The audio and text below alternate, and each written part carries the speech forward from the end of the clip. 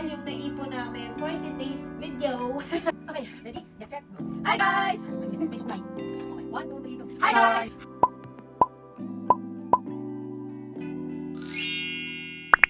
Hi guys! Happy New Year! For today's video, alam nyo na ang ating video salubong for 2024.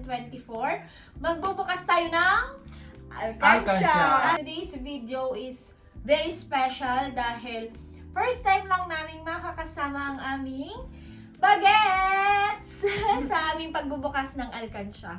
Palagi kami nagbubukas ng Alkansya kahit even before na hindi pa kami nag-video or nag-vlog. Nagbubukas kami ng Alkansya every January 1. So, ayan. Exciting. Kasi nga, ayan, kasama na namin si Bagets! Before anything else, this video is no way to brag. So lang namin i-share. Yes, hindi kami nagpapahili na ito yung ipon namin or something. Gusto lang namin maging inspiration to, di ba? Maging challenge sa atin na pwede tayong mag-ipon.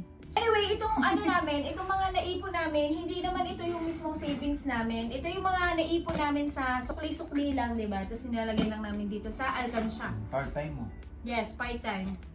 Na hindi ako masyado nakapag part-time kasi nga nandito si Bagets. So, basically, itong naipon namin, I'm pretty sure, kakanti lang to guys. Kasi nga, konti lang yung naging part-time, konti lang yung naipon. Kasi ganun pala talaga, kahirap mag-budget kapag may kasama kang anak. Di ba, Amo? Mas magastos. Buksan ko na. Yes. Ito ang ating mahiwagang. Bawal ito pakita eh. Buksan mo na po ni Papi ang ating Alkansya doon sa baba gamit ang ating mahiwagang kutsilyo. Kakarating lang namin, lumabas kami guys, walking lang, tsaka nagbike. Salitan kami ni Shay nagbike. Natagpo namin yung mag-anak nila Ate Edith. Sila amo rin naman, nag-jogging sila tapos nag-basketball. Di ba may Alkansya din kayo sa atin? Ano? Yeah. Oo, nag-aalkansya din sila ng mga inay sa Pilipinas. Sa aking ina ako natutong mag-alkansya kasi mahilig siya mag-alkansya. Meron siya actually malaking alkansya sa Pilipinas, yung mga lagayan niya ng coins na. Kasi nga, marami kami sa family and kapag nagsasama-sama kami sa bahay at may naglilinis siya at may mga nakukuha siya mga barya-barya sa mga palipaligid, yun, nilalagay niya sa alkansya. Hindi ko lang sure kung na-open na niya. Okay, ayun, nanabog ng ating money. Magkano kaya ang Ang dami! Wow, oo nga no. Guys, dati di ba pinagsa-separate namin yung 10 sa 20?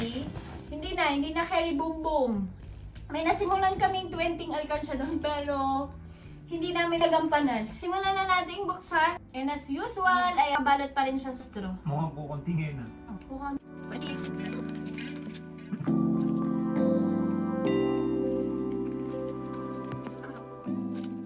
by the way, kanina guys, kaninang umaga, late na rin kami medyo nagising. Tapos kumain lang kami.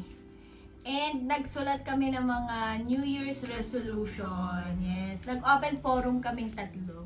Nagsabihan kami ng mga bad and good attitude ng bawat isa. First time nangyari sa amin tatlo yun. Oo. First time lang namin magsama-sama ng Oo. Pasko at saka bagong taon dito. Hopefully naman ay may mabago dun sa aming open forum na yon. Ano, Papi? Ano, mama? Ay, ako na tayo pagsali.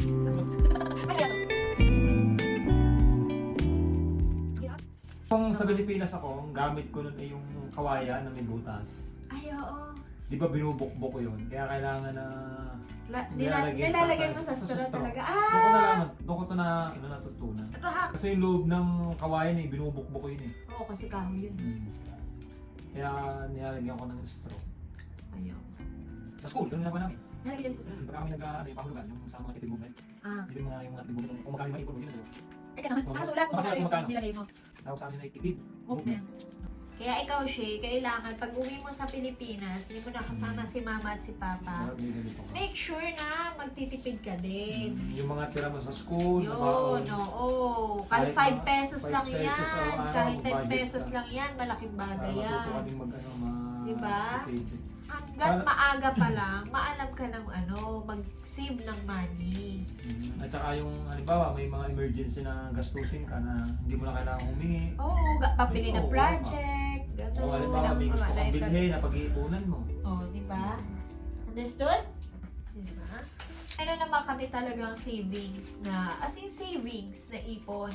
Pero iba pa rin kasi yung meron kang alkansya na kapag kami mga sukli sa'yo, nai-save mo. Diba? Old school style ng pag-iipon. Malaking tulong to. Oo. Medyo magastos din nung nakaraan kasi nga nandito si Shay. Ang kinang mag-budget kapag kami kasama ka talagang anak. Wow. Oo, Dami pero... kasing pinabibili. Oo, bili. Mabiling ganon. Gusto ko Ayaw kumain doon. doon. Labas doon, labas dito. Bili ng iPhone. Yun namang regalo kong iPhone sa kanya. Dahil nga, minsan lang naman kami nagkasama dito sa First Christmas Italia. namin. First Christmas niya. Siyempre, gusto din naman namin na may matanggap siya na malaking regalo. Kaya, total na matagal na rin naman yung ginagamit niya sa iPhone. Kaya nag-decide kami mag-asawa na ibili na lang siya ng bagong iPhone yung gusto talaga niyang bilhin. Tsaka deserve naman niya, papi, ano. Dahil nag-aaral din naman siya ng mga mabuti. Yes. Kasi ano siya, homeschool siya guys. Kasi nga sa Pilipinas siya enrolled. And ayun, yung last grading nila, nakasali pa siya sa High High Honors. So, diba? Talagang matyaga din naman kasi itong batang to. Imagine guys, gumigising si Shay ng 1 o'clock in the morning para umattend siya ng class. Hanggang 7 a.m. Hanggang 7 a.m. dito sa amin, sa Italy.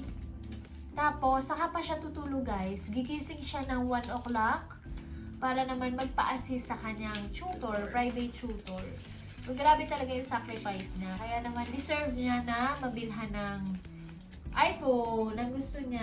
Ay, Shay, pala, tatanong natin, anong experience mo? Anong feeling mo after 11 years? First With Mama and Christmas and Papa. first New Year with Mama and Papa. It's good. It's good? Happy? Okay naman. Sabihin mo yung, sabihin mo na yung tunay sa Ano kanila. totoo? Kwento mo. Para- Ano yung first Para din experience mo? may share mo sa iba na katulad Yes. ng sitwasyon natin sa iba. Oo, para sa katulad ng mga bata na Katulad- malayo oo, na din malayo sa sa parents. Anong experience mo? Happy ka ba? Yeah. Ano yung masasabi mo sa buhay dito? Oo, yung life dito. Yung life ng OFW, is it easy ba? No. Diba? Alam niyo, maganda ring idea na nakarating si Shay dito kasi nakita niya yung buhay namin dito sa Italy. It's not, hindi naman mahirap, pero hindi rin din ganun kagaan. Hindi ganun kabilis kitain ng pera. Kasi sa Pilipinas, akala ng mga tao kapag nag-abroad ka, mayaman ka, ganun. Ang pera, basta mo lang pupulutin. Hindi guys, para rin lang sa Pilipinas. Talagang pagtatrabahuhan mo. Mas mahirap pa nga, diba, dito? Kasi, ayan, tulad yan, pag may okasyon, holidays, walang pinipiling araw. Kahit may sakit ka, talagang papasok ka.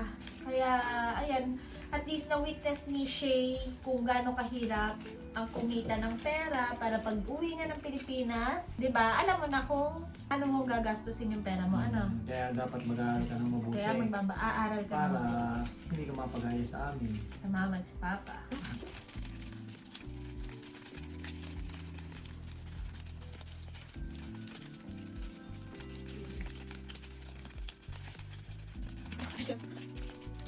So, all in all, yung naipon namin for today's video, for 2023 ay 65,270.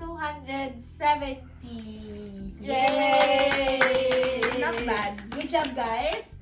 And sana next year ay mas malaki-laki ang ating mabubukas na ipon. I wanna say thank you sa inyong pagsama kahit hindi na kami masyado nakakapag-upload dito sa YouTube ay pinapanood nyo pa rin yung aming mga videos. By the way guys, may updates kami sa aming Facebook account, Shay Panoptio. Minsan nagbablog ako yung mga short vlog doon, kaya make sure to follow us. Lalagay ko na lang yung aming link sa baba para mas madali nyo Guys. makita. There! Shay Panoptio account. Follow nyo kami doon guys! Thank you so much! Happy New Year ulit! again! See Sana you! magandang pasok ng ating 2024. Yes! Bye-bye! Next year ulit, challenge ko sila.